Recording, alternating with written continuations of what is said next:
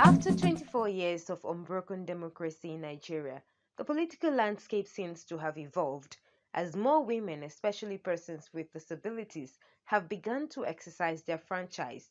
However, many are of the opinion that Nigerian women are yet to take their rightful place in elective offices. Recent reports showed that there were 381 women and 36 persons with disabilities among the total of 4,259 contestants for the presidential and the National Assembly seats in the 2023 polls. And this is not unconnected to violence and non-inclusiveness that persons with disabilities have been subjected to in the country. Lois Alta, who contested for a seat in the House of Representatives in 2019 and 2023 respectively, shares her audio. Persons with disabilities entirely, both men and women with disabilities that ran for elective positions in 2022/2023 could not win any single seat. All of us lost. We lost the elections. And we were 34 that ran for elective positions. So my experience in 2019, yes, it was a good moment and a bad moment.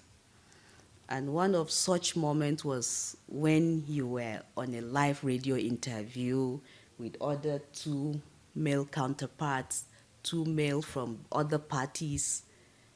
You were being interviewed, and a caller called in and said, yes, he's sure of the two men that are being interviewed, but for the woman, she should go home and sleep. Why would he say that? Is it because I'm a woman? Is it because I'm a woman with disability? Is it because of the barriers that I face in my daily life? In 2022, I decided to go to Kaduna State and run because in the FCT when I ran in 2019, they said, why did I come to take their place? That's the Baggy resident. They said, this is their state. They are indigenous of FCT. In 2022, in Kaduna State, there was a group set up for female aspirants in Kaduna State. So a few days to elections, the state woman leader called all the female aspirants for a meeting.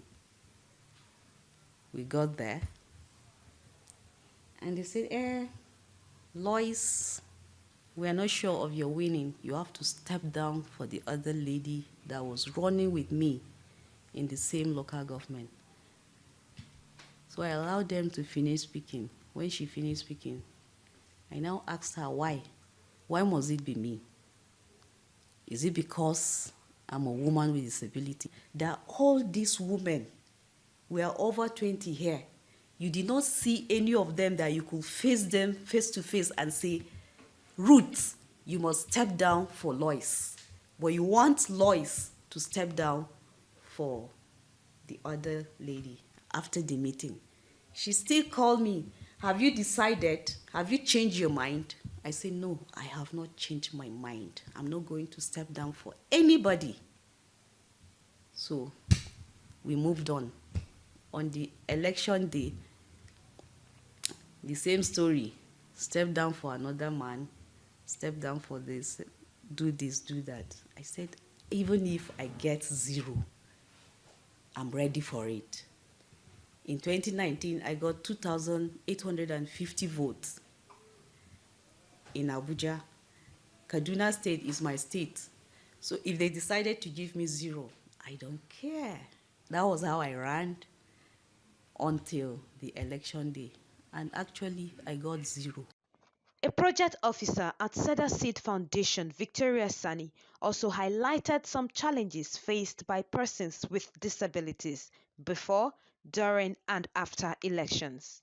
Women with disabilities are continually marginalized, excluded and underrepresented in elections and political participations. An informed and proactive measure is therefore needed to achieve and sustain the goal for inclusivity in all electoral processes, most importantly, post-2023 elections. Meanwhile, the executive director of Next Action, Eniola Cole, reviews factors limiting women in elective offices. There are huge cultural barriers that we face as a nation. When she's able to even develop a manifesto to, gain the audience, to build capacity in that area, if the economic barriers are not there to hunt her down, there's also the voice or the opinion of the people who would want to analyze and investigate her life, her personal life, whether she is morally in moral standing enough to represent them. The laws as of now, do not support women in politics, women getting into elective positions in Nigeria.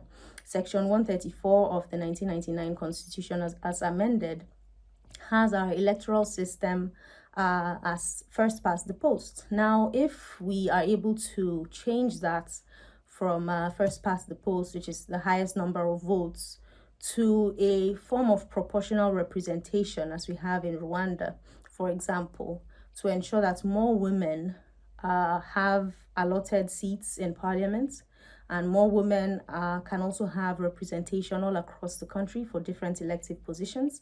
That will go a long way. The executive director, Inclusive Friends Nigeria, Grace Jerry, however, highlights ways out of the woods for Nigerian women. And I would give it to the Nigerian woman because number one, she never gave up. She has put in every effort, but I would say that that effort has continuously been frustrated.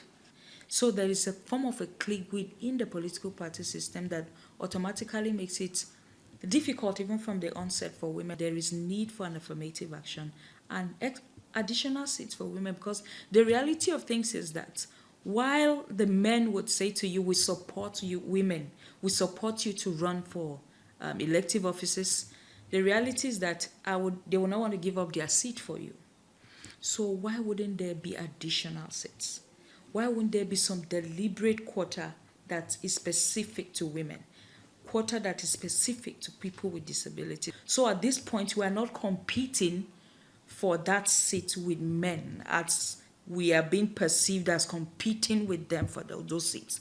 But women have their own seat that they run for and they get elected to occupy that space for. So for me, that is what I want to see, an affirmative action that provides additional or extra slots for the underrepresented community. This report was made possible by Gender Strategy Advancement International, GSAI, with support from Wole Soyinka Center for Investigative Journalism and MacArthur Foundation. I am Rose Ene Adebayo.